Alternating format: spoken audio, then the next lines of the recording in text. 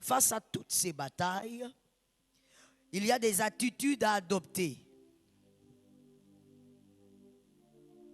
Il y a des attitudes à adopter. Avant même de dire d'où vient mon combat, quelle est l'origine, qui me fait ça, est-ce que c'est le diable, est-ce que c'est la méchanceté des hommes, est-ce, il y a des attitudes à adopter, sinon, peu importe la connaissance que tu auras, tu perdras la bataille. Ce que l'on sait que l'on est détermine aussi l'attitude qu'on a. Écris une autre phrase. Il est aussi important de savoir qui on n'est pas pour avoir la bonne attitude.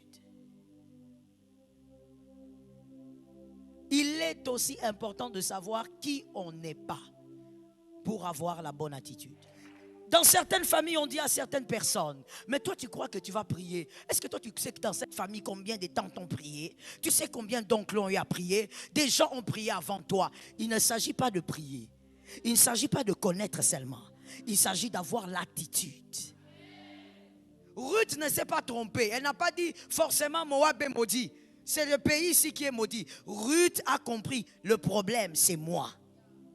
Le constat intelligent, l'attitude à avoir quand on est face à des batailles. Et même quand on est dans une famille. Mon frère, lorsqu'il y a un problème, cherche à savoir d'où vient le problème. Est-ce qu'il n'est pas la source de ton problème? Est-ce que ce problème ne vient pas de toi? Est-ce que ce problème vient de ta mère? Est-ce que ce problème vient de ton père? N'accuse pas les autres si le problème vient de chez vous, parce que vous n'aurez jamais une solution. Parmi les attitudes à avoir, mon frère, lorsque tu analyses la situation, tu délimites le combat, tu dois croire. Même si ça fait 50 ans que ces démons règnent, il va partir si tu le crois. Tu dois croire, même si tu as constaté que ton arrière-grand-père avait la même bataille. Tu dois croire que toi, avec ta taille, avec ton âge, avec ta foi, quelque chose peut changer là-bas. J'aime l'amen que j'entends de ce côté-ci.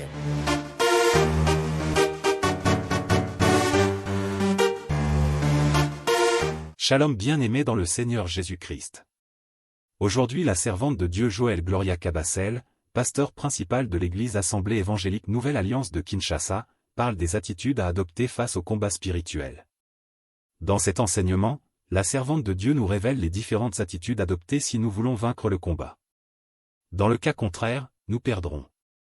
Les principales erreurs qu'il est possible de commettre quant au combat spirituel sont de le surestimer et de le sous-estimer à cause des mauvaises attitudes adoptées.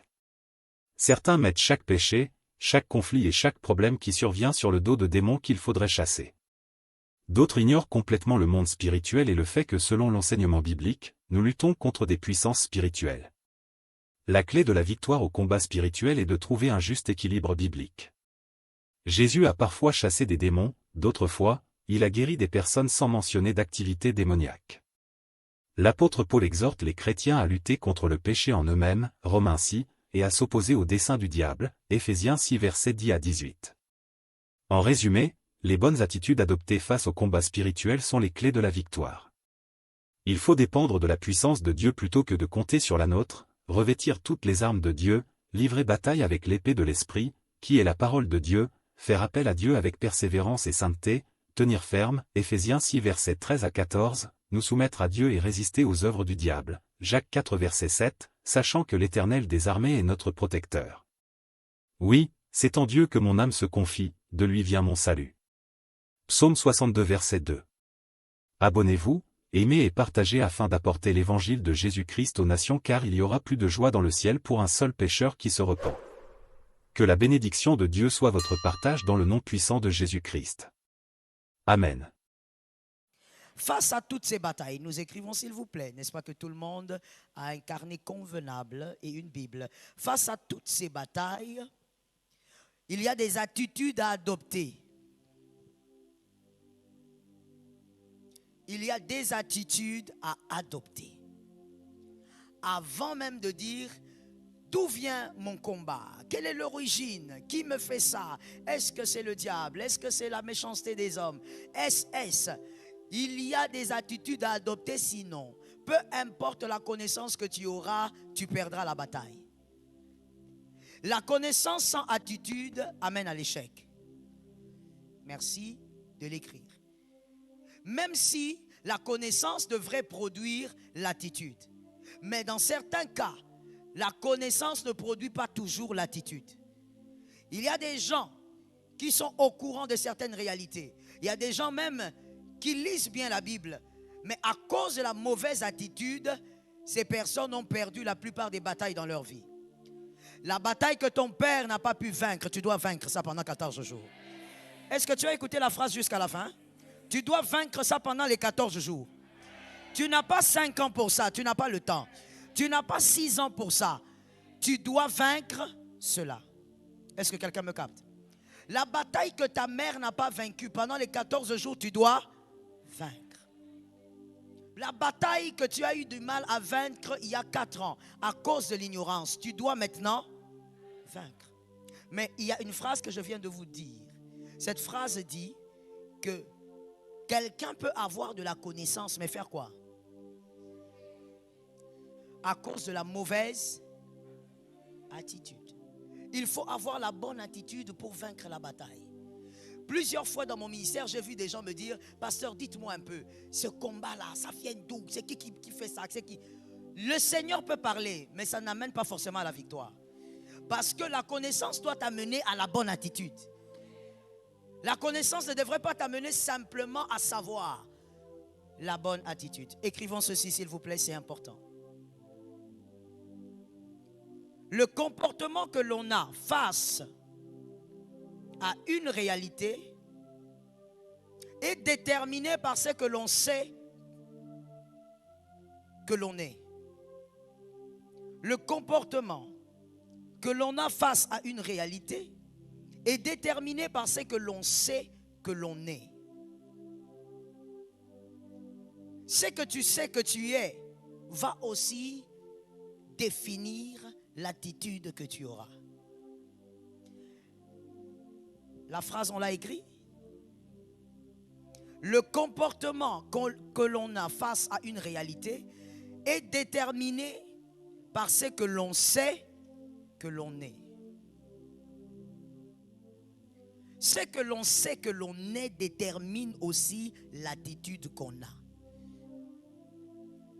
Écris une autre phrase. Il est aussi important de savoir qui on n'est pas pour avoir la bonne attitude. Il est aussi important de savoir qui on n'est pas pour avoir la bonne attitude. Il est aussi important de savoir qui on n'est pas pour avoir la bonne attitude. Savoir qui on n'est pas est aussi important que de savoir qui on est. Savoir qui on n'est pas est aussi important que de savoir qui on est. La plupart des gens se focalisent à savoir qui on est. Mais savoir aussi qui tu n'es pas va beaucoup t'aider à avoir l'attitude qu'il faut à chaque bataille. Il ne faut pas seulement savoir que tu es enfant de Dieu. Il est important de savoir aussi que tu n'es pas païen. Est-ce que quelqu'un m'entend? Oui. Il est aussi important de savoir ce que tu n'es pas et ça va te permettre d'avoir l'attitude qu'il faut. Savoir que tu n'es pas camerounais va t'aider à ne pas chercher un passeport camerounais. Est-ce que quelqu'un m'entend? Savoir qui tu n'es pas va te permettre de comprendre comment tu dois réagir lorsqu'un problème arrive. Tu n'es pas un échec. Le savoir te permettra de comprendre que échouer n'est pas ton identité. Quelqu'un m'entend bien? Il est aussi important de savoir qui tu n'es pas. Tu dois savoir qui tu n'es pas et tu auras les bonnes attitudes. Tu as perdu quelque chose, mais tu n'es pas une perdante. Et donc tu auras l'attitude des gagnants. Est-ce que quelqu'un m'entend? Apprenez à chercher qui vous n'êtes pas et vous aurez aussi la bonne attitude. Quand tu comprends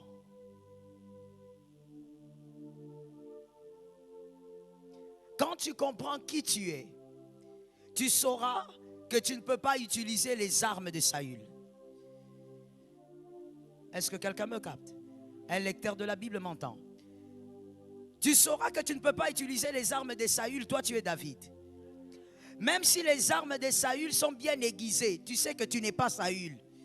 Même si on te raconte que Saül a gagné plusieurs batailles avec ça, tu sais que toi tu ne gagneras pas parce que tu n'es pas lui.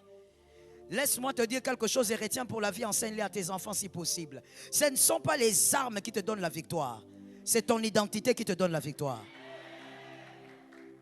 Est-ce que quelqu'un m'entend? Voilà pourquoi David a dit, ne me donnez pas les armes de Saül. Parce que ce n'est pas ça qui me donnera la victoire. C'est l'identité de David qui lui a donné la victoire. Le courage de David, la témérité de David, la foi de David. C'est ça qui a donné la victoire. Les pierres ont fait seulement ce que les pierres devaient faire. Mais la victoire est venue par l'identité de David. Voilà pourquoi comment le dire? Évite de copier. Évite d'imiter. Tu ne vaincras pas avec les armes de l'autre. Parce que ce ne sont pas les armes qui donnent la victoire, c'est l'identité. Ainsi tu verras que sur la terre, sous le soleil, je sais que tu l'as déjà vécu, tu verras deux personnes avoir les mêmes opportunités, mais les deux n'arrivent pas au même endroit. Parce qu'il n'est pas question d'armes que je te donne. Non, que maman me donne l'opportunité. Ce n'est pas l'opportunité dont tu as besoin. Même si je te donne cette opportunité, tu peux échouer. Est-ce que quelqu'un m'entend bien? Ah non, moi si j'avais vraiment l'opportunité de tel frère, si j'avais vraiment les connexions de tel frère. Non, non, ce ne sont pas les connexions qui amènent à la réussite, c'est l'identité de la personne. Parce qu'on peut te connecter, mais ton identité ne permet pas que tu puisses aller plus loin. Est-ce que quelqu'un m'entend bien? Ainsi, je dis à quelqu'un, sors un peu des imitations. Ne cherche pas à envier l'arme de l'autre. On va te donner les mêmes armes, tu ne vas pas réussir. Voilà pourquoi il y a une femme intelligente. Je ne vais même pas dire une femme, elle était une fille. Elle était intelligente. Elle n'avait pas le Saint-Esprit en elle comme toi, mais elle était avisée. Je ne sais pas si toi tu as la même sagesse. Elle était là, elle a regardé, elle était au casting. On lui dit, quel type de produit toi tu veux? Toutes les filles ont choisi les produits. Toi tu veux quoi? Elle regarde le produit. Elle regarde ce que les autres ont choisi. Elle a dit, où est Agaï? Qu'une femme, un homme intelligent prenne la sagesse que je ferai sortir là ce soir. Pendant qu'on lui dit, choisis aussi tes parfums, choisis aussi tes crèmes pour que tu impressionnes le roi. Elle dit, trouvez-moi Agaï.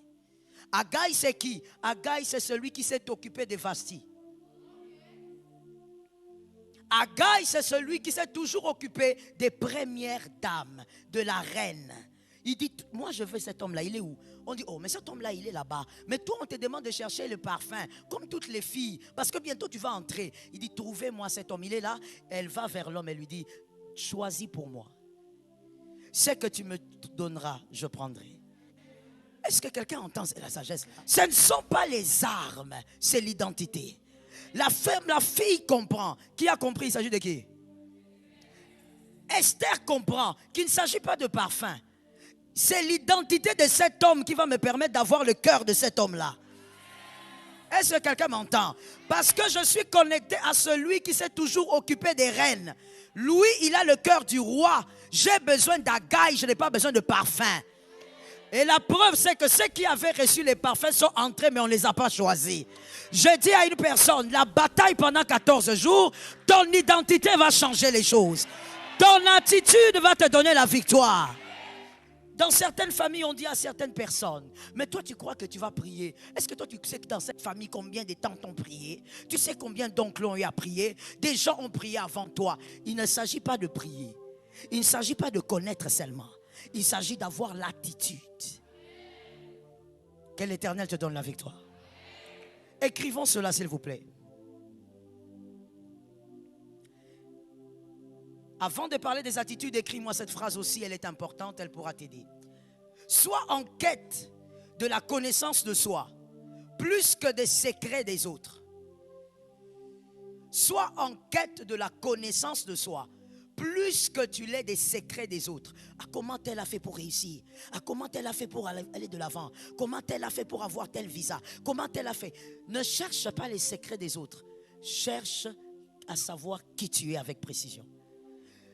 Le fait de chercher à savoir qui tu es avec précision, tu découvriras tes secrets. Dans ton identité, il y a les secrets de ta réussite. Est-ce que quelqu'un m'entend? Ça ne sert à rien d'être là en train de chercher. Lui, il a fait comment? Tu peux écouter les autres parler de leurs expériences. Ça va te bénir. Ça peut te donner une sagesse. Mais attention, ce n'est jamais les mêmes armes parce que vous n'aurez jamais les mêmes résultats. Pour avoir deux résultats différents, forcément, il y a des armes. Il y a des armes différentes. Donc, cherche à savoir qui tu es et tu découvriras quels sont les secrets qui te permettront de réussir. Dans tous les domaines, même dans les combats spirituels, tu trouveras la clé. Ta clé n'est pas la clé de ton frère.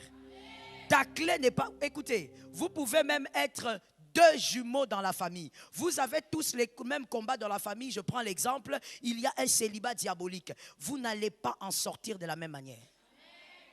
Oui.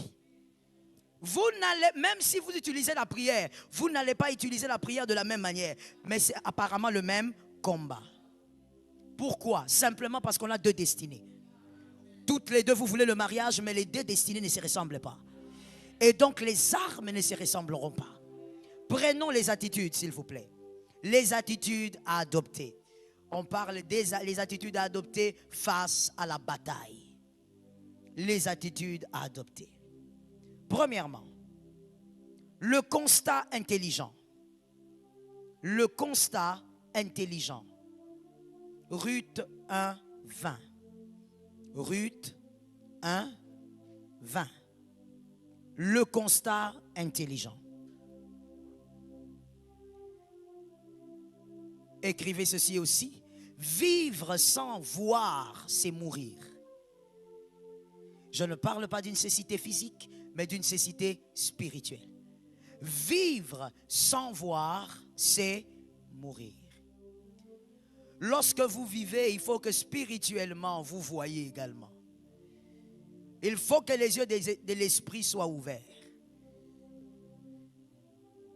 Que Jésus te donne la victoire. Ruth 1, 20. Le constat intelligent. La capacité d'analyser avec intelligence votre situation. La capacité d'analyser avec intelligence votre situation. Ruth a dit aux femmes d'Israël, ne m'appelez pas Naomi, appelez-moi Mara, car le Tout-Puissant m'a rempli d'amertume.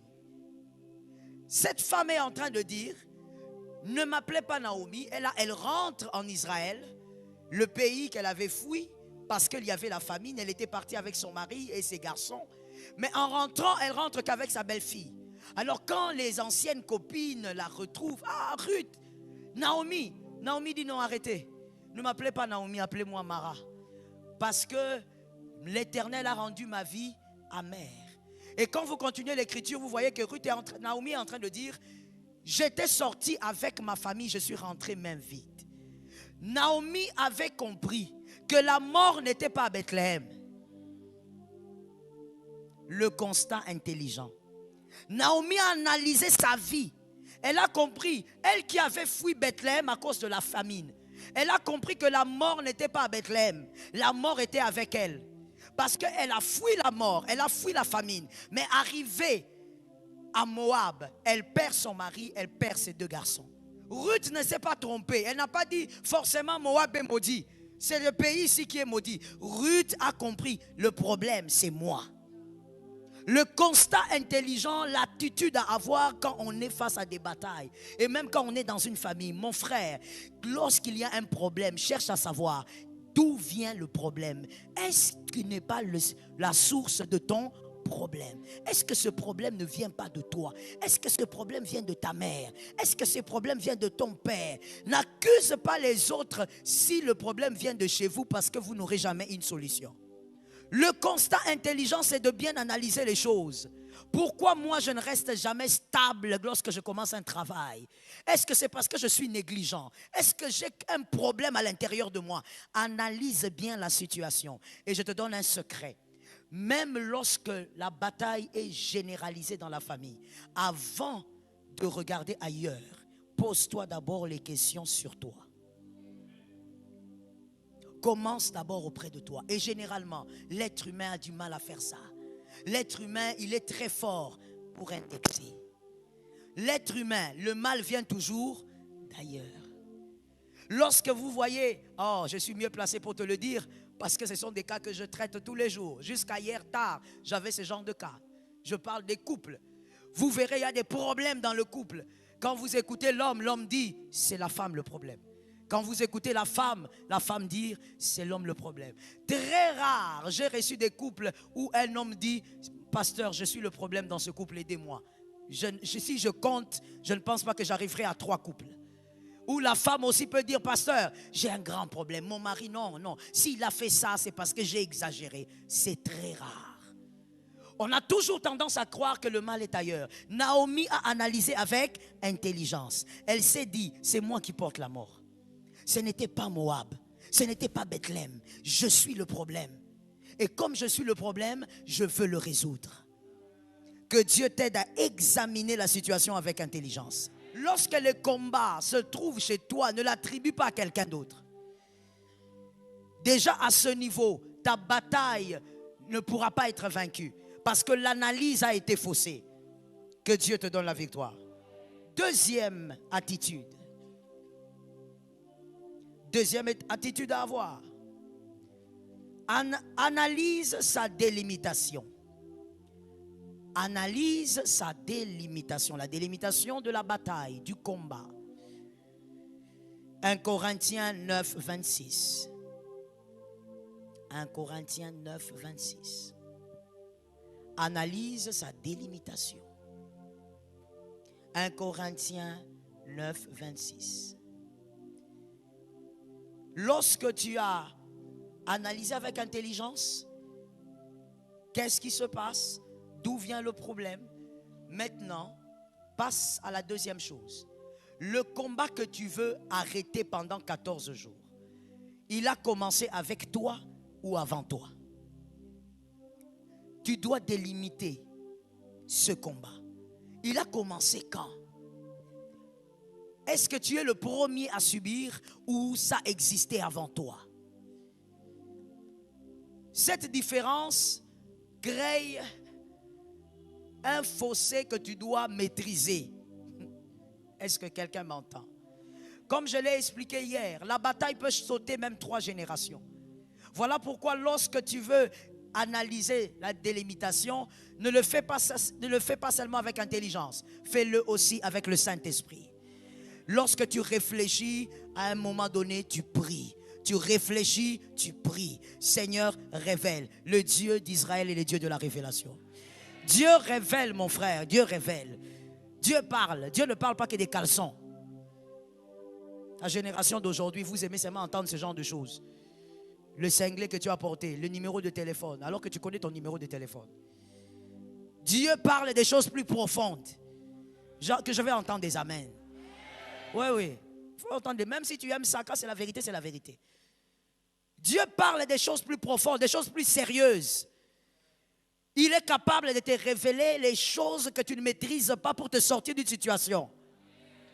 Demande au Seigneur, moi, ce que je vis là, les études, je commence, mais c'est comme si je n'avance pas. Tout le temps, j'échoue. Ça a commencé avec qui? J'entends quelque chose, laisse-moi le dire. Parce que je crois que c'est la vie de quelqu'un que le Seigneur veut délivrer. Il y a des gens dans cette salle, votre combat même, c'est le manque d'amour pour les choses essentielles. Je reprends la phrase. Il y a des gens dans cette salle, votre combat, c'est le manque d'amour pour les choses essentielles. Il y a des gens qui ne sont pas combattus pour qu'ils échouent dans le mariage. Non, ils sont combattus par le diable et par des esprits pour ne pas aimer les choses essentielles de leur vie. Tu vois un garçon de 32 ans mais qui n'aime pas le travail. Il aime seulement aller chez les oncles, aller récolter l'argent comme s'il était un récolteur d'impôts. Frère, c'est un combat terrible, ça va détruire ta destinée. Il y a des personnes qui ont du mal à aimer une vie stable. Vous écouterez une sœur dire, j'ai trop duré avec cet homme, il faut que je change. Elle est dans la salle. Il y a des gens comme ça, aussi étranges que ça semble. Il y a des gens qui n'ont pas d'amour pour les études. Même si tu payes pour lui les études, comment? Il ne va jamais commencer, il ne va jamais finir. Quand tu lui parles des études, il ne voit pas l'importance. Écoute les genres de phrases qu'il te sort. Est-ce que tout le monde réussit avec les études? Tu sens que c'est une phrase sorcellérique. Est-ce que tout le monde réussit avec les études? Qui t'a dit qu'on étudie seulement pour réussir? On étudie pour connaître. On étudie pour savoir. On étudie pour être équilibré. Je choque ou je choque pas? Est-ce que je dois choquer? La vérité est que celui qui a fait des études sera toujours plus équilibré que celui qui n'a pas fait des études. Même sa réflexion, on va lui dire, oh, pourquoi tu fais des bêtises comme ça? Hein? Tu as dit que j'étais bête. Tu as dit que j'étais bête. Est-ce qu'on a dit que tu es bête? On a dit pourquoi tu fais des bêtises. Donc tu n'es même pas capable de dissocier la bêtise et une personne bête. Dire que tu as fait une bêtise ne veut pas dire que tu es bête. On a dit que la chose est une bêtise. Mais quand toi tu n'as pas poussé ta réflexion loin dans les études, les bancs de l'école tu t'es battu avec, parce que c'est le combat de ta vie. On a fait de manière à ce que dans votre famille vous n'ayez jamais de licence, vous n'allez jamais loin dans vos études. C'est ça votre bataille. Et toi aujourd'hui tu normalises, tu dis de toutes les manières, et moi qui n'ai pas étudié et ceux qui ont étudié, nous sommes tous au chômage. Tu ne comprends pas seulement que dans certaines causeries, tu ne pourras pas t'asseoir. Parce que ta réflexion est un peu courte. Les études, pourquoi j'entends moins d'amen chez les hommes? Je m'approche un peu. Je sens qu'il y a ce combat, c'est de ce côté. Les études vous permettent d'être équilibré dans votre réflexion. Ce n'est pas seulement, mon frère, tout ce qu'on fait sur la terre, ce n'est pas seulement réussite sur réussite. L'équilibre mental est important. Mais il y a des personnes, il y a des frères, il y a des sœurs, ils n'aiment pas les études comme s'ils ont vu le diable. C'est le combat de leur vie. Au nom de Jésus, tes enfants doivent aller loin dans les études. Oh mon Dieu, des fois même je vois des femmes maraîchère, elle vend du pain, mais elle dit, mon fils doit avoir les diplômes que moi je n'ai pas pu avoir. Toi, comment tu ne comprends pas que c'est important d'aller très loin sur les bancs des études? Je dis à une personne, que tes enfants aillent loin. Que tes enfants aient des diplômes que toi tu n'as pas pu avoir. Il faut voir, cette bataille vient d'où? Parce que si cette bataille a commencé avec toi, écoute-moi avant d'écrire, tu as affaire à un esprit, à un démon. Mais si cette bataille vient de loin, tu l'as vu avec tes tantes, tu l'as vu avec tes cousins, tu l'as vu avec ton père, c'est un démon générationnel qui est dans la famille. On ne le combat pas comme on combat un démon qui vous affronte individuellement. Est-ce que quelqu'un m'entend? Ainsi Jésus pouvait dire ce genre d'esprit, parce que c'est vrai, dans le monde spirituel il y a ce genre d'esprit qui n'a rien à voir avec les esprits où tu as mangé un gros foufou et puis tu viens, tu imposes, les démons partent. Il y a des esprits qui sont des dominations. Ils sont là pour dominer depuis des générations. Tu dois avoir une bonne position spirituelle. Que Dieu te donne la force. Ainsi l'apôtre Paul, un homme très spirituel qui a aussi eu beaucoup écrit sur le combat spirituel, il l'a dit dans 1 Corinthiens 9, 26. Dans 1 Corinthiens 9, 26, moi donc je cours, non pas comme à l'aventure, je frappe, non pas comme battant l'air. Écrivons, moi donc je cours, courir c'est la foi. Courir c'est la foi. Nous voyons ça aussi dans les autres écritures où il dit qu'il a combattu le bon combat, où il court pour remporter le prix. Courir c'est la foi. Parmi les attitudes à avoir, mon frère, lorsque tu analyses la situation, tu délimites le combat, tu dois croire. Même si ça fait 50 ans que ces démons règnent, il va partir si tu le crois. Tu dois croire même si tu as constaté que ton arrière-grand-père avait la même bataille. Tu dois croire que toi, avec ta taille, avec ton âge, avec ta foi, quelque chose peut changer là-bas. J'aime l'amen que j'entends de ce côté-ci. Tu dois croire que même si tu as trouvé la situation, et vous savez dans la famille il y a des gens étranges qui vous découragent face à la bataille. Ce sont des personnes elles-mêmes qui subissent la bataille. Vous verrez une tante un peu isolée là qui vous dit, ma fille tu sais, cette affaire ici a commencé depuis longtemps. Hein? Toutes tes tantes ont vécu ça. Donc toi-même aussi, sois seulement forte. Toi aussi, tu seras veuve. J'ai rencontré une fois une famille. Il y avait 4 filles. Toutes les 4 filles étaient des veuves noires. Vous savez ce que c'est? Des veuves noires, c'est-à-dire, elles se marient, les hommes meurent. Elles se marient, les hommes meurent. À chaque fois qu'elles s'est mariées, les hommes mouraient. La dernière petite, elle était trop mignonne, mais moi je la trouvais mignonne aussi. Elle avait battu les records de ses grandes sœurs. Comme elle s'était mariée tôt, elle avait perdu 3 hommes. 3 hommes avant 46 ans, 3 hommes partis.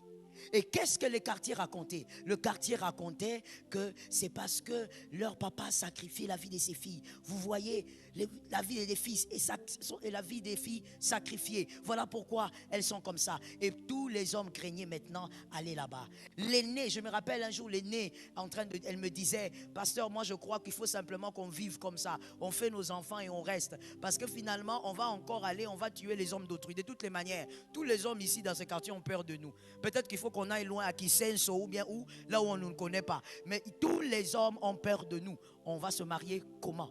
Ma soeur, la foi. Tu dois croire que ce qui est arrivé là est arrivé parce que tu ignorais. La foi doit te permettre de sortir de cette affaire. Est-ce que quelqu'un m'entend bien? J'ai dit à cette fille, et je crois que vous vous rappelez, vous qui étiez là hier, j'ai dit à l'aînée, j'ai dit, mademoiselle, ce que tu ne sais pas, c'est que ça ne sert à rien de fuir. Ce que tu fuis est avec toi. On est dans le monde spirituel, on n'est pas dans le monde physique. Où tu déménages de la maison, tu changes de bailleur. Aide-moi à dire à quelqu'un, même si tu déménages spirituellement, le bailleur restera le même. Qui a bien compris ça?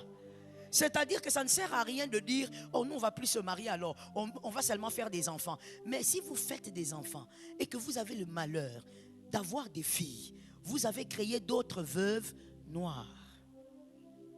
Elles aussi vont perdre les maris. Il faut avoir la foi de comprendre que celui qui t'a fait découvrir ces choses ne l'a pas fait pour rien. Laisse-moi dire une phrase qu'un homme intelligent va retenir. Dieu n'ouvre pas les yeux à une personne pour rien. Si Dieu t'ouvre les yeux, c'est qu'il veut t'amener quelque part. Ah, quelqu'un n'a pas entendu quelque chose. Si Dieu t'ouvre les yeux, il veut t'amener. Il veut t'amener quelque part. Il n'ouvre jamais les yeux pour rien.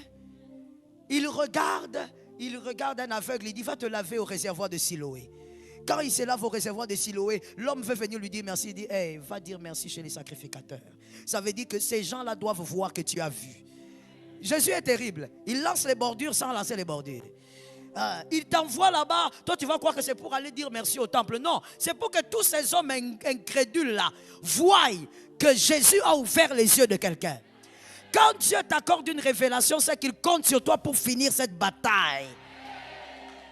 Quelqu'un m'entend bien? Lorsque tu délimites le combat et que tu comprends que tiens, cette affaire vient depuis 2 générations, à partir de ce moment-là, ne regarde plus derrière. À partir de ce moment-là, ne regarde plus ta famille, ce qu'elle a vécu dans le passé. Ça va te ôter la foi. Tu vas commencer à voir, il y a telle personne a vécu ça, telle personne. Ne regarde plus en arrière. Quand tu as fini de délimiter la bataille, maintenant regarde devant.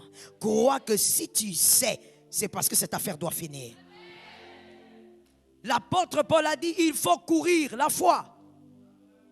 Aucune condamnation n'est plus puissante que la croix. J'ai l'impression que le diable veut imposer à quelqu'un l'incrédulité. Que l'incrédulité soit brisée au nom de Jésus. Oh, nous libérons l'atmosphère de foi au nom de Jésus. Aucune condamnation n'est plus puissante que la croix. Tu dois croire, même si on te dit que c'est fini pour ton fils, ce n'est pas fini. Quelque chose peut arriver. Vous savez, il y a quelque chose que j'ai découvert dans la parole de Dieu. Et vous pouvez lire vous-même, vous allez le voir. Lorsque une femme s'élève pour dire non, la chose là va changer.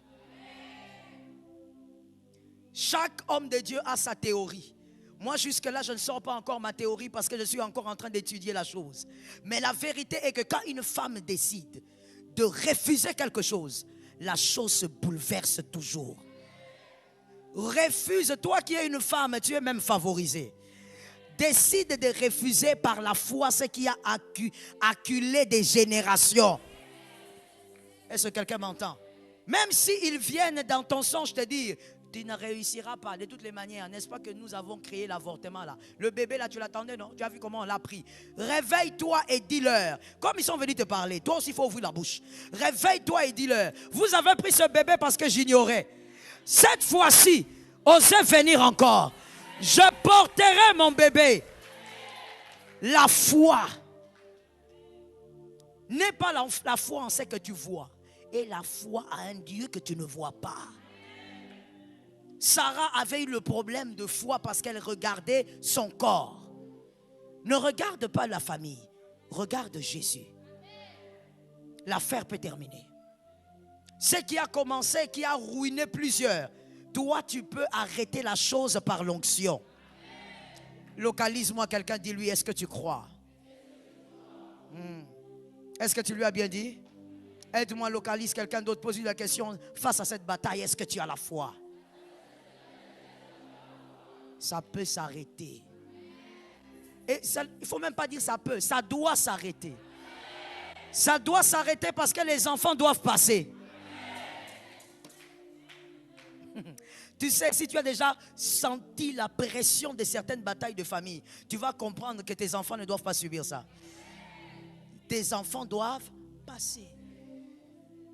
Tu reçois une promesse, tu dors la nuit comme ça, tu rêves, on t'a volé le sac. Tu te réveilles le matin, l'affaire se brouille. Tout se détériore. À chaque fois que tu rêves, le rêve de destruction, tu te réveilles, la destruction se matérialise. Tu n'arrives pas à avancer. Lorsque tu vas affronter ces batailles, tu te rendras compte que les enfants doivent passer à autre chose. Que Dieu te donne la foi. La deuxième chose dont on parle dans cette écriture, on parle de courir et de frapper. Il dit, je frappe non pas comme battant l'air. C'est-à-dire, je ne suis pas en train de prier en désordre. Frapper, c'est prier. On a la foi, on a la prière. Je bénis ta foi, toi qui es venu prier. Toi qui n'as pas suivi à gauche, à droite, tu t'es dit 14 jours, je ne dois pas rater ça. La prière. Mais l'apôtre Paul dit pas comme battant l'air. Ne sois pas en train de prier en désordre. Oh Seigneur Jésus, non, écoute, je vais te choquer aujourd'hui. Dieu n'entend pas toutes les prières. Non, non, non, Dieu n'entend pas toutes les prières. Il y a des prières que Dieu n'entend pas, il y a des prières qui n'arrivent même pas sur le plafond. L'apôtre Jacques dit, vous priez beaucoup, mais vous ne recevez pas, parce que vous priez mal. Prier mal, c'est quoi? Prier mal, c'est de manquer, de cibler la chose. Bien frapper, c'est connaître le problème et te focaliser sur le problème. Ne te focalise jamais sur les humains. Quelqu'un m'a entendu? Non, ce combat-là, le Seigneur nous a révélé que c'est la sorcière-là de notre famille. Même si c'est vrai, ne te focalise pas sur elle. Pourquoi? Parce que de toutes les manières, même si elle mourrait aujourd'hui, c'est la chose qui est dans la famille. Quelqu'un d'autre prendra le relais. Je veux même te dire une chose. Ce n'est pas le sujet d'aujourd'hui, on va peut-être en parler, peut-être vendredi. Mais écoute, puisque j'en parle, j'ouvre et je ferme la parenthèse. Lorsqu'il y a un pouvoir dans la famille qui vous combat depuis des générations, tu dois savoir que lorsque c'est lui qui est en train de gérer la chose, si on a donné ça à un humain qui est un sorcier, qui gère la situation, tu dois savoir que ce sorcier n'existe pas sans son remplaçant. Son remplaçant existe déjà et il est déjà en train d'être travaillé. Parce que comme peut-être que toi tu l'ignores, mais le diable l'a très bien appris près de Dieu. Dieu est très organisé et le diable aussi. C'est-à-dire que c'est lui qui tient ce pouvoir. Peut par exemple mourir à tout moment. S'il fait par exemple l'accident, il meurt. Pendant qu'il meurt, la chose qu'il tient va localiser son remplaçant. Et les remplaçants le tiennent automatiquement. Voilà pourquoi l'apôtre Paul a dit quelque part, nous n'avons pas à combattre contre la chair et le sang. Même si on te révèle que c'est ton oncle qui fait ça, ne te focalise pas sur l'oncle, focalise-toi sur le pouvoir qui est en train de te combattre. Parce que la personne peut changer, mais le pouvoir reste. Les humains peuvent changer, mais le pouvoir là reste. C'est ce que l'apôtre Paul dit, ne frappe pas comme battant l'air. Oh maman, moi j'ai trop prié pour cette affaire. Tu as mal prié. Tu as trop parlé, oui, mais tu n'as pas prié. Prier avec précision. Savoir quel est le problème. D'où il vient. Et tu te focalises. Est-ce que quelqu'un m'entend bien? Je vais ajouter quelque chose que tu dois écrire. Ne prie jamais avec haine. Parce que la haine, c'est l'arme du diable. Si tu pries avec haine, tu as déjà échoué la bataille. Tu as déjà perdu la bataille. La bataille est déjà un échec. La haine est l'arme du diable. Voilà pourquoi dans la majorité des cas, vous verrez, même quand tu dis Seigneur, dis-moi un peu, parle-moi, qui me fait ça? Dans la majorité des cas, Dieu ne dit pas. Parce que tant que tu vas haïr, même si tu jeûnes à sec pendant 12 jours, tu ne vaincras pas. Parce que tu utilises l'arme. On va montrer quelque chose pratiquement. Il y a un homme qui a amené une veste ici. Oui. Il y a un homme qui a amené une veste ici. S'il vous plaît, donnez-moi votre veste, c'est possible? Si ça ne vous dérange pas, évidemment. Hein? Merci. Vous avez aussi une belle chemise blanche. Voilà l'intérêt d'être propre. Vous avez une belle chemise. Regardez comment ça se passe. Lorsque tu as de la haine, parce qu'on te révèle, que tu vois celui qui te fait tout ça, mais c'est la propre petite sœur de ton père. C'est la grande sœur de ta maman. Ah, celle qui m'a élevé. Oui, c'est elle. C'est elle qui a pris ton caleçon, elle a amené ça au fleuve Congo. Elle a mis ça quelque part. Elle ne veut pas que tu te maries. Et même si tu te maries, tu vas faire des avortements. Tu prends la haine, tu mets sur toi. N'est-ce pas? Tu prends la haine, tu mets sur toi. Et tu commences à prier. Ok? Monsieur le propriétaire, venez prendre votre veste. Tu commences à prier. Ok? Toi, tu es en train de... Prenez votre veste. Hein. Venez prendre votre veste. Seigneur Jésus. Seigneur. Seigneur, prenez votre veste, frère. Prends ta veste. Au nom de Jésus. Oh, je refuse. Vous n'arrivez pas à prendre votre veste. Alors, je vais vous aider. Un frère ici courageux où? Viens prendre ta veste. Au nom de Jésus, ces combats-là, je vais les vaincre. Au nom de Jésus, cette bataille, je dois la vaincre. Oh, je déclare, oh, fire, fire. Prends la veste, frère. Fire. Laisse un peu la veste. Les deux restent un peu ici. Un troisième frère. On essaye avec celui-ci. Au nom de Jésus, j'allume le feu sur cette femme qui veut me combattre. Au nom de Jésus, au nom de Jésus. Finalement, il prend ça. Le propriétaire prend la veste. Tu as allumé le feu, mais tu as quelque chose qui n'appartient pas à Dieu. Le propriétaire de la chose, dans ta prière de feu là, va venir chercher sa chose.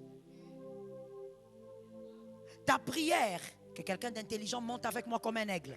Ta prière, au lieu que ta prière invite la puissance de Dieu, ta prière est une invitation au diable.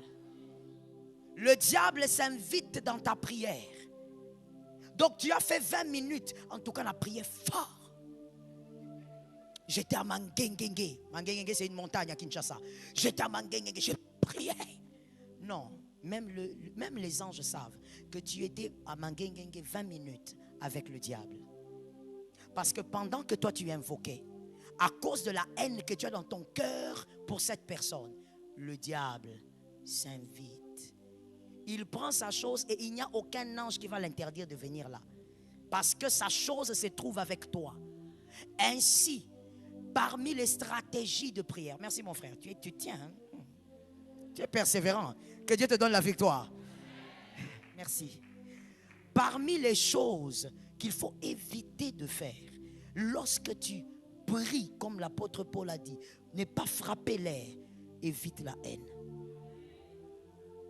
Si comme on l'a dit tout à l'heure, il faut te connaître. Si tu te connais, tu sais que ton cœur ne va pas supporter. Ne cherche pas à savoir. Derrière mon fils. Cherche seulement à comprendre cette bataille. Sa limite, c'est où? C'est moi, c'est mon grand-père. Après avoir localisé ça, arrête-toi là. Si tu connais ton cœur, tu es rancunière jusqu'aujourd'hui. Tu es rancunier jusqu'aujourd'hui. Ne cherche pas des origines. Parce que tu vas prier, tu vas batailler, mais tu échoueras. Ta prière sera une invitation au diable plutôt que ça soit une invitation à la gloire de Dieu. Évite la haine. Est-ce que quelqu'un m'entend? Ainsi, tu n'as pas besoin de tuer l'homme. Prends autorité sur l'esprit. Je veux dire quelque chose. Un aigle doit m'entendre. Tuer l'homme, c'est facile. Pour un enfant de Dieu dans la parole, je ne parle pas de physiquement. Dans la parole, tu te lèves, tu dis, ce sorcier-là, s'il ose encore, il va mourir. Si tu as l'autorité d'enfant de Dieu, il peut mourir. Tu as l'autorité. Oui, quand Jésus dit qu'il t'a donné l'autorité, ce n'est pas seulement pour rababa. Tu as l'autorité. Ça, c'est facile. Mais prends domination sur l'esprit générationnel. Là, tu deviens maintenant une vaillante. Tu deviens un vaillant. Prends l'autorité sur l'esprit qui a écrasé tes grands-pères. Est-ce que quelqu'un m'entend bien?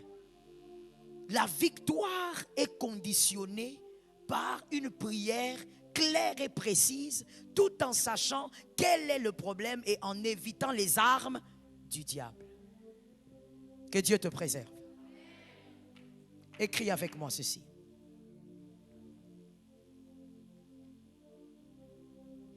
Bien faire, bien prier, avoir une bonne foi, c'est bien faire selon Dieu et non selon vous. Bien faire les choses, bien prier, avoir une bonne foi, c'est bien faire selon Dieu, pas selon vous. Non, moi je prie bien, ça doit être selon Dieu. Il faut le vérifier selon Dieu. Alors bien faire selon Dieu se passe comment? Bien faire selon Dieu, c'est faire totalement et pleinement ce que Dieu attend de vous. Totalement et pleinement. Bien faire selon Dieu, c'est bien faire totalement et pleinement. Bien faire selon Dieu, c'est bien faire. C'est-à-dire totalement et pleinement ce que Dieu attend de vous. Prenons des exemples simples pour qu'on se fasse comprendre. Tu ne peux pas dire que tu pries pour une situation, pour une bataille, sans jeûner. Bien prier, c'est aussi associer le jeûne. Tu n'es pas obligé d'associer le jeûne tout le temps, mais tu ne peux pas faire la prière longtemps sans jeûner même une fois. Parce que le jeûne fait partie des jokers de la prière. Le jeûne élève ton esprit. La prière te donne l'autorité. Quelqu'un a écrit les deux choses. Les jeûnes élèvent ton esprit. Voilà pourquoi vous verrez que même les bouddhistes jeûnent. Vous verrez les hindous jeûnent. Parce que ça élève l'esprit. Ton esprit sera au-dessus de certains désirs. Ton esprit sera au-dessus de certains plaisirs. Est-ce que quelqu'un m'entend? Lorsque tu es en jeûne et que toi, quand tu vois la nourriture, tu n'arrives pas, mon frère, tu dois beaucoup gêner. Ça veut dire que ton esprit ne s'est pas encore assez élevé. Il faut seulement que tu manges. Des fois même tu passes là, tu dis je ne vais pas manger, mais que je goûte même la soupe. Il faut beaucoup gêner. Ton esprit ne s'est pas encore élevé. Pourquoi l'esprit doit s'élever, maman? Parce que lorsque vous priez, vous affrontez les esprits. Vous n'affronterez pas que les esprits de terre. Vous affrontez aussi ce qu'on appelle les principautés. Les principautés, ce sont les princes des quartiers. Quand tu entends principautés, ce sont des princes. Mais dans le monde des ténèbres, ce sont les princes des territoires, des quartiers. Il est le prince là-bas. C'est comme ça. Ici, là, c'est le monde du diable. Ce n'est pas le monde de Dieu. Ainsi, il est écrit, vous êtes dans ce monde. Non, non, ça appartient à Lucifer. Donc lui, il met ses dominations, ses autorités. Quand tu pries que le démon, je te donne un exemple. Tu dis au nom de Jésus, je m'élève contre l'autorité de la stérilité qu'il y a dans ma famille. L'esprit de stérilité générationnelle vient t'affronter. Il faut savoir que quand vous chassez un esprit, c'est quand vous commencez à chasser, automatiquement l'esprit réagit. Même si le démon était en train de faire autre chose, il vient vers vous. Parce que vous l'avez attaqué. Vous avez déjà attaqué, on va dire, les abeilles. Vous avez déjà essayé? Comment ça se passe? Quand tu étais petit, tu n'as pas fait ça? Ça se passe comment avec les abeilles? Quand vous allez, vous osez jeter quelque chose, tous viennent sur vous. Tous vous attaquent. C'est comme ça que les démons font. On peut être là. Les démons de stérilité de ta famille sont en train de faire ce qu'ils font. Quand tu déclares au nom de Jésus, j'allume le feu, le démon vient automatiquement chez toi. C'est comme une invitation. Tu l'as attaqué, il vient t'affronter. Pendant que tu pries, maintenant il essaye. Est-ce que tu as l'autorité pour le chasser?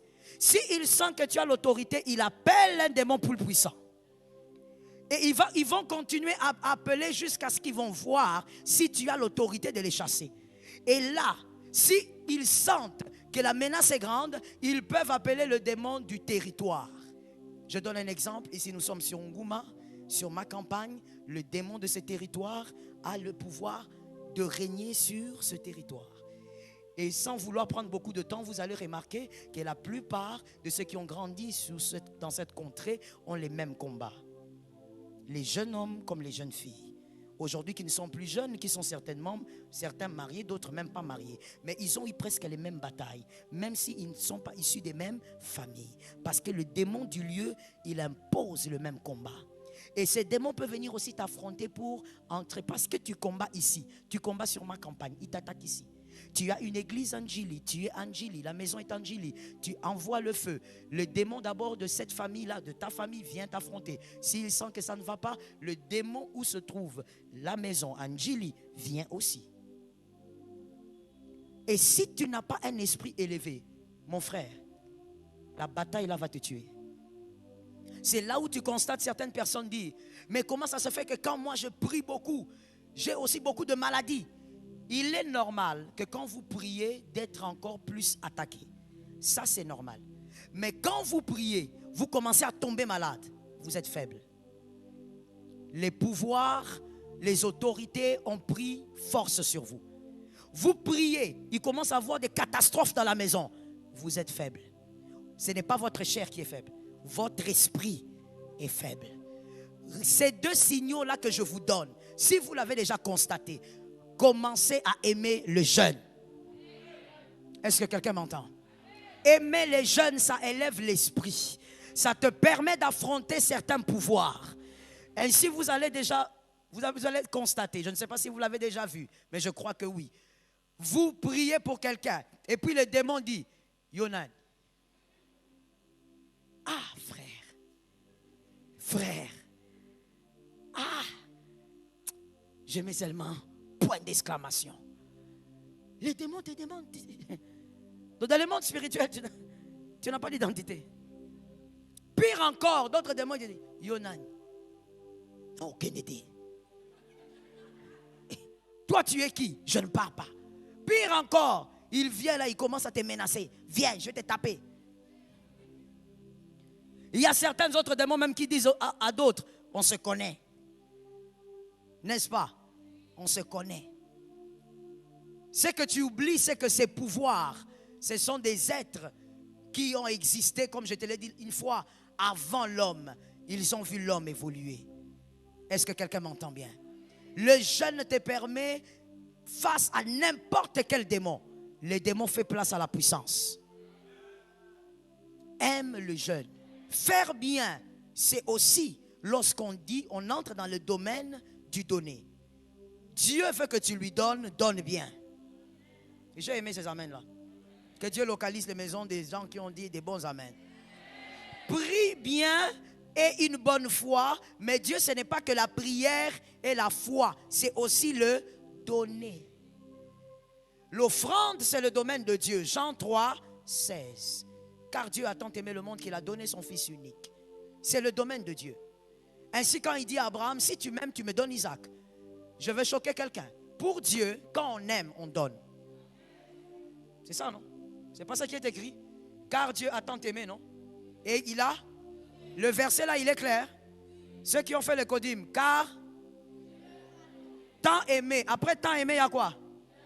Il a dit à Abraham, si tu m'aimes, tu fais quoi? Donc, dans la manière de Dieu, tu ne peux pas dire je l'aime si tu ne donnes pas. On écrit maintenant rapidement, s'il vous plaît. L'offrande est une adoration. C'est pas qu'on a Pesinzambe, au Pesinzambe, tu as adoré. Et l'adoration est le dû de Dieu. Un fils de Dieu adore. L'offrande est une adoration. Non, c'est pas que bon, j'ai donné à Dieu. Non, tu n'as pas donné. Tu lui as rendu ce qui lui est dû. Et c'est l'adoration. L'offrande est l'adoration. Voilà pourquoi on ne donne pas une offrande n'importe comment. Un billet déchiré, jeté, tu mets dans le sac au coin, tu dis je vais aller déposer ça dans les paniers de l'église. Fais attention, c'est une adoration. On passe. Après l'offrande, il y a la dîme. On a dit bien faire, c'est faire à la manière de Dieu. Prie bien, mais donne aussi bien. Tu ne peux pas donner l'offrande sans donner la dîme. Et tu dis, moi je donne beaucoup, tu ne donnes pas. Comme tu fais mal les choses, tu n'auras pas d'impact dans le monde des esprits face à la bataille. La dîme est la part de Dieu. Il dit dans les Malachie, en quoi suis-je père, vous me volez dans les dîmes et les offrandes. Donc, Dieu attache les dîmes et offrandes à sa paternité. Puisqu'il est père, il faut respecter ces choses-là. Tu ne peux pas donner la dîme sans donner l'offrande. On n'adore pas sans donner à Dieu sa part. Est-ce que quelqu'un m'entend bien? Et je pose la question aux hommes. Est-ce que Abraham avait prié pour avoir Isaac? Les hommes répondaient un peu vite. Qu'est-ce qu'il avait fait? Pardon? Il a utilisé quelle arme selon l'enseignement de ce soir? Première arme? Oh là là, laissez tomber. La lenteur là, que Dieu aide un peu vos femmes. Hein? Vous êtes lents comme ça, comment? On va avec les femmes. Abraham a utilisé quelques armes, n'est-ce pas? Est-ce qu'il avait utilisé l'arme de la prière pour Isaac? Il a utilisé première arme. Deuxième arme, la foi. Il est le père de la foi. Il a cru. Et ensuite la sémence. Il voit des hommes venir, il dit, il faut qu'on nourrisse ces hommes. J'avais dit à certaines personnes, je leur ai dit, vous ne pouvez pas avoir un pasteur, un homme de Dieu, qui vous enseigne la parole, du 1er au 30, s'il ne peut pas venir chez toi, il faut qu'il prenne le verre d'eau. J'avais dit, est-ce que quelqu'un m'entend bien? Parce que la bénédiction attachée à son onction doit aussi fonctionner régulièrement avec toi. C'est là où l'écriture dit, tu donnes un verre d'eau à mes plus petits, tu reçois la bénédiction du prophète. Il est important de savoir que quand tu déposes la semence, tu es en train d'annoncer des nouvelles choses pour une nouvelle saison ou un nouveau cycle. C'est comme ça que tu peux manquer quelque chose, mais tu viens, ainsi vous allez remarquer, nous avons ce genre d'enveloppe.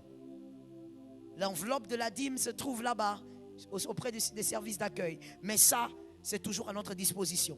Mais ce n'est pas écrit action de grâce, c'est écrit sémence. Parce que quelqu'un, quand il veut vivre des choses nouvelles, il doit savoir annoncer ces choses nouvelles. Il place. Quand quelqu'un veut avoir des mangues, il va prendre le noyau, il plante. Il sait que là, le manguier est ici. Il ne voit pas, mais il sait. À cause de là, bien donné. Il faut savoir donner. Si Abraham ce jour-là n'avait pas donné, la phrase ne serait pas sortie. L'année prochaine, à la même époque. Il faut tout bien faire. Tu pries bien, tu ranges ta foi, mais même dans le donner, tu es correct. Avec Dieu, il n'y a pas de 50%. Il n'y a pas de 50%. Non, on a prié bien, mais côté ça. Chez Dieu, ça n'existe pas. Quand tu as failli à quelque chose, tu as failli à tout. Que Dieu nous donne la victoire. La dernière, c'est l'action de grâce. L'action de grâce, savoir donner, savoir dire merci. Dis merci quand tu n'as pas vu. Heureux ceux qui ont cru sans avoir vu. Dis merci. Dis merci quand tu as vu. N'oubliez pas, on l'a dit au début, pour Dieu, aimer, c'est comme ça. C'est donné. Voilà pourquoi on est enfant de Dieu, mais il y a des choses que tu ne peux pas faire. Tu as donné ta vie. Tu as donné ta vie à Jésus. On va te demander, bon, tu as envie d'aller en boîte? Bon, même si j'ai envie, mais je ne peux pas. Pourquoi? Parce que tu as donné. La chair ici, tu as donné. Oh, mais pourquoi toi, je ne te vois pas, tu t'habilles pas en mini-jupe? Oh, ne t'en fais pas. Ceux qui couvrent le corps n'ont pas de vilaines jambes.